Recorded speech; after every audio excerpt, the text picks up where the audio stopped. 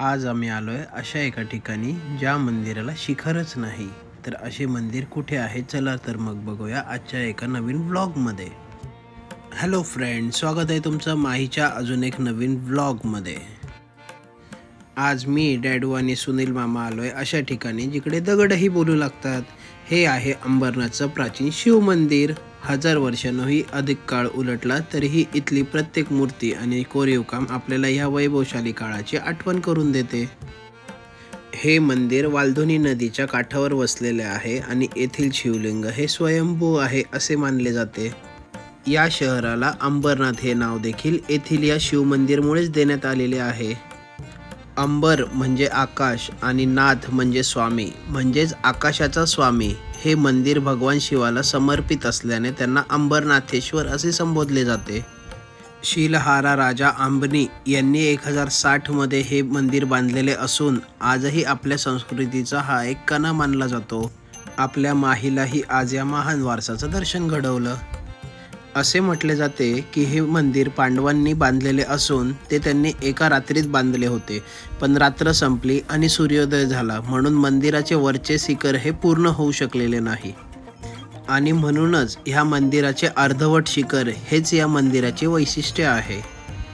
हे मंदिर भूमिज या स्थापत्य शैलीत बांधलेले असून याचे वैशिष्ट्य म्हणजे वरून पाहिल्यास हे मंदिर एका ताऱ्यासारखे दिसते. तसेच मंदिराच्या बाहेरील भिंतीवर केवळ देवांच्याच नाही तर नर्तकी, संगीतकार व सामान्य मानवी जीवनातील प्रसंगाचे कोरीवकाम केलेले आहे. त्या काळातील वेशभूषा, दागिने व वाद्य इतक्या बारकाईने कोरली आहेत की आजही ती स्पष्ट दिसतात.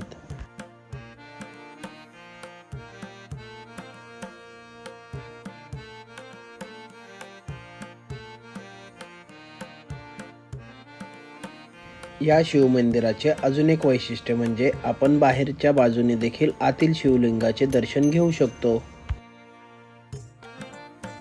आता आतून दर्शन घ्यायचे म्हटले तर एकमेव असे हे शिवमंदिर आहे जिकडे 2 नंदी आहेत.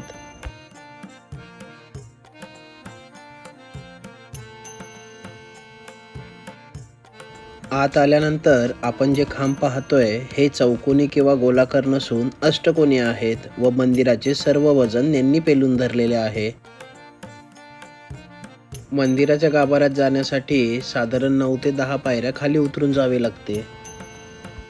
अशा या शिवमंदिराच्या महाशिवरात्रीच्या उत्साहात साधारण 5 ते 6 लाख भाविक दर्शनासाठी येत असतात आणि हा उत्साह पार पाडण्यासाठी आपल्या पोलीस बांधवांचा खारीचा वाटा असतो. तेथील भटजींनी माहीला आशीर्वाद म्हणून हे एक गुलाबाचे फूल दिले. लाखो भाविकांची गर्दी आणि हर हर महादेव असा जयघोष करत माहीने महादेवांचे दर्शन घेतले आणि यात्रेमध्ये एन्जॉय करायला सुरुवात केली.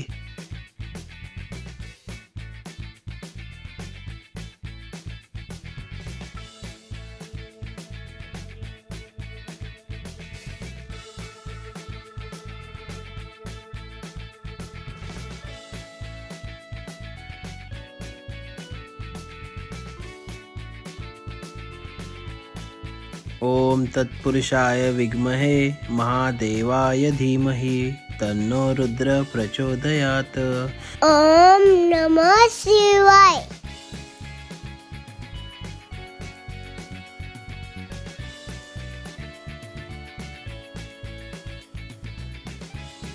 महादेवांचे दर्शन घेऊन आम्ही आता जातो घरी. तोपर्यंत तुम्ही करून घ्या लाईक, सबस्क्राईब आणि शेअर.